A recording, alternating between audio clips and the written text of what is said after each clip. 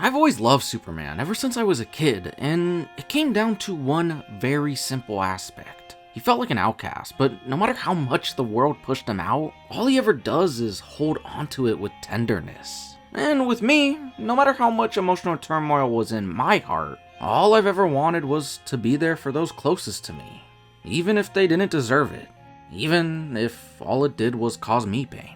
I wanted to be loved so much that I would throw my own love around in hopes to finally be accepted, and a lot of the time it didn't work. But I never stopped trying, and sure enough, one day I got exactly what I was looking for.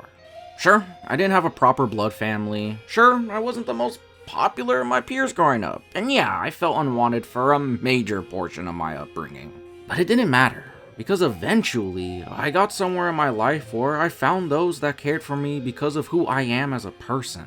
And the times I tried to change for the world, or because of the world, they always anchored me back to the person I am and so desperately want to continue improving to be. And Superman has always been a reminder to me that no matter how ostracized you may feel, if you keep working on the humanity that's inside of you, it doesn't matter what anyone else thinks of you, as long as you know, deep down inside, that you wake up every day trying to be the best person you can be. Even if you end up failing, you get back up the next day and try again. And inevitably, you will attract the right people into your life who accept you for you. So to say I was looking forward to James Gunn's new take on the Big Blue Boy Scout would be a severe understatement. It's been my most anticipated movie of the year, to the point where I have no shame in saying that the first trailer made me teary-eyed, because it embodied every aspect I wanted from the character. As much as I love Henry Cavill's Superman to death, and even after watching Gunn's version of the character, Man of Steel is still my favorite Superman film. But I can't tell you how much I long to see a bright, cheerful Superman on the big screen again. With all that said, I have to tell you, I absolutely loved this movie, making it a second favorite film of the character for me, making it quite close to Man of Steel. And the biggest reason is that the movie's focus on wanting to showcase being a good-natured person, regardless of the corniness it brings or the cynical essence of the world around us, gave me genuine tears of joy followed by goosebumps that shook me to my core. It felt like a magnificently earnest, warm hug. A hug the world needs. The type of earnest cheer the world will always need. And look, if this movie didn't end up working for you because it was too campy or got too out there in its concepts or even felt like too much was happening to truly comprehend, then hey, I get it. But for me, this is the Superman movie I've been dying to see. Hell, this is the type of comic book movie post-Dark Knight I've been wanting to see. I watched this movie in the same way I would flip through my Silver Age Superman omnibus, just laughing out loud at how utterly weird it got and admiring the guts to throw a little green baby or a flying dog in a cape in front of us. But unlike my nightly guilty pleasure reading material, it had more sophistication to its narrative, akin to something like Superman the Animated Series or Justice League Unlimited, creating a powerful statement on not only doing good, but loving the person you are, and that the imperfections of the world around you don't have to define your personality and beliefs. Yes, is this movie a bit stuffed in plot lines? Yes, do some moments get undercut by humor? And yes, does it get insanely weird? Sure. But everything this movie does right overshadows any nitpicks I have. In fact, I was going to express the few minor issues I had with this movie. And then I realized it doesn't matter, because my love for it transcends any minuscule things I don't really care about. So you know what? I won't.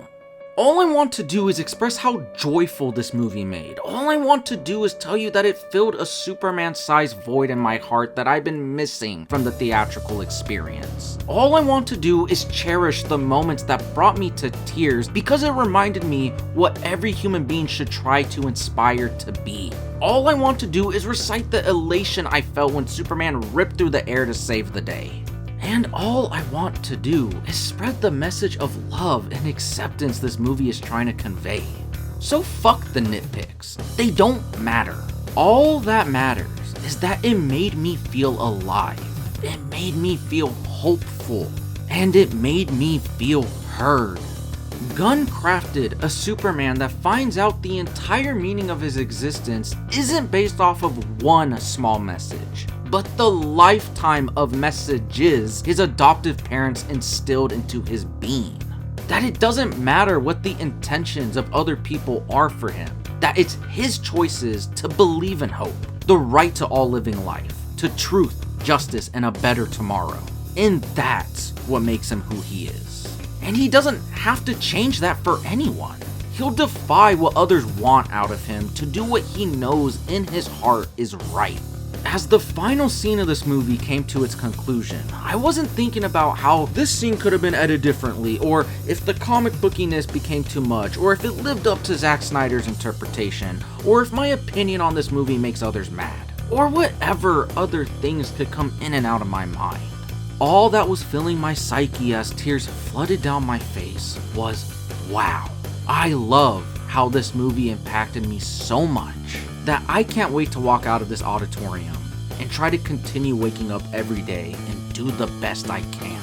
And how much I don't care if the rest of the world didn't feel the same. I'm just grateful for a movie that puts its hand on the shoulders of the outcasts of the world who only want to be accepted and comforts them, letting them know they don't need a change for the world because they're already beautiful enough.